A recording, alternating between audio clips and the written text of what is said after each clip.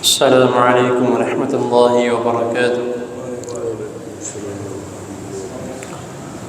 الحمد للہ الذی ہدانا لہذا وما كنا لنهتدی لولا ان ہدانا اللہ۔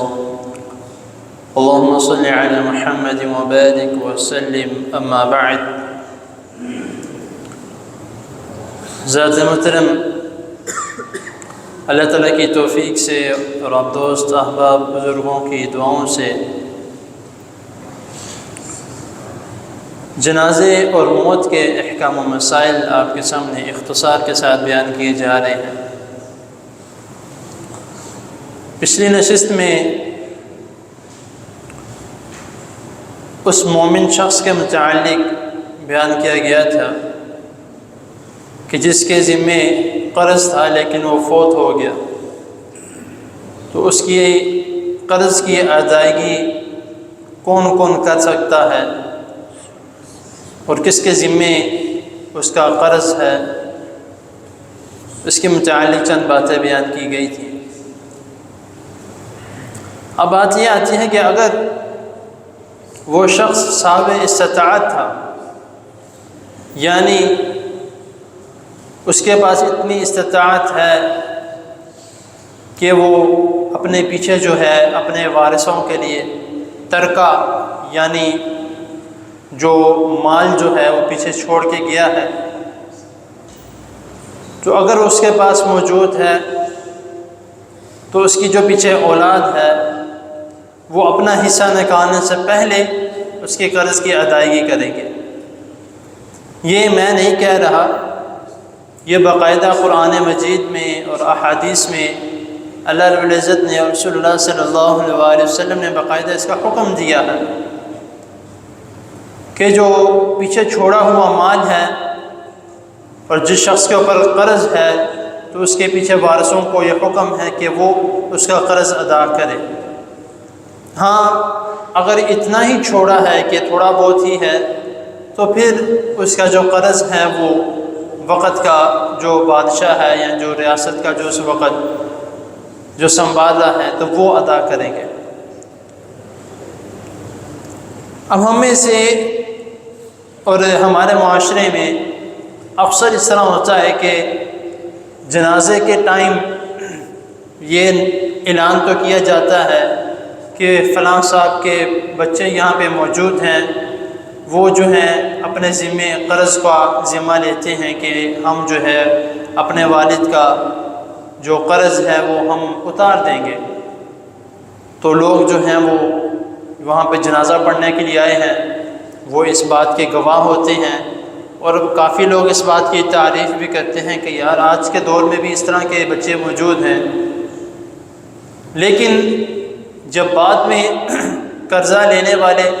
ان بچوں کے پاس آتے ہیں تو بچے کہتے ہیں کہ بھائی ان کی قبر پہ جا کے ان سے لو، ہمیں کیا پتہ والد صاحب پیچھے کیا کر کے گئے ہیں کیا نہیں کر کے گئے، آپ کے ساتھ ان کا معاملہ تھا وہ چلے گئے، معاملہ ختم ہو گیا، ہم نہیں دے سکتے، ہم اپنا دیکھیں یا آپ کو اس میں سے نکال کے دیں، پیچھے پھوٹی کوڑی نہیں چھوڑ کے گیا میرا باپ تجھے قرضے کی پڑی ہے۔ اس طرح کے الفاظ جو ہیں وہ اکثر سننے کو جو ملتے ہیں۔ رسول اللہ صلی اللہ علیہ وسلم نے فرمایا کہ قرض جو ہے یہ انسان کی سب سے بڑی ندامت ہے، شرمندگی ہے۔ انسان قرضہ لے تو لیتا ہے کسی مجبوری کے تحت، لیکن وہ ہمیشہ اپنی زندگی میں اس کی وجہ سے شرمندہ ہی رہتا ہے۔ اور اس سے میں نے کہا کہ قرآن مجید میں بھی اللہ رب العزت نے حکم دیا ہے جو پیچھے شخص وراثت چھوڑ کے گیا ہے، اپنی ترکہ جو پیچھے مال چھوڑ کے گیا ہے، آپ نے سورۃ النساء کی تلاوت کی ہے، انشاءاللہ تعالیٰ کوشش کرنے کا ترجمہ بھی پڑھیں تو اس کا جو دوسرا رکوع جہاں سے شروع ہوتا ہے یوصیکم اللہ فی اولادکم، ان دو آیات میں مکمل جو ہے وراثت کے تقسیم کس طرح کرنا ہے، اگر بچہ ہے تو یہ، بچی ہے تو یہ، تو مکمل اس کا جو ہے وہ خلاصہ یہاں پہ بیان کیا گیا ہے ان دو آیات میں۔ رکوع میں 4 آیات ہیں، لیکن پہلی جو 2 رکوع کی آیات ہیں یوصیکم اللہ اور وَلَکُمْ نِصْفُ مَا تَرَکَ، یہ 2 آیات ہیں۔ اس میں